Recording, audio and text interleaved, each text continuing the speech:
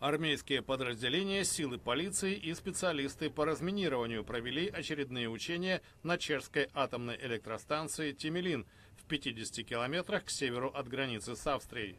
По легенде, АЭС могла подвергнуться авиаудару. Операторы радаров полка ПВО вовремя засекли воздушную цель. Расчеты зенитных ракет готовы поразить условного противника, говорит майор Лукаш Малик. Мы вели цель на дистанции в 60 километров и могли уничтожить ее в соответствии с приказом. Во время предыдущих занятий отрабатывались сценарии, связанные с ликвидацией последствий природных катаклизмов, например, землетрясения. Имитация нападений диверсантов также входила в программу учений. На этот раз организаторы учитывали новые угрозы.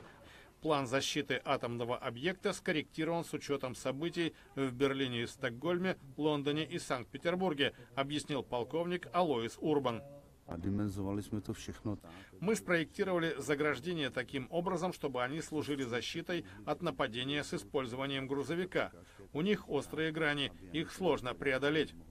Учения завершатся 12 апреля. АЭС Темелин – основной производитель электричества в Чехии. Станция покрывает 1/5 часть энергетических потребностей страны.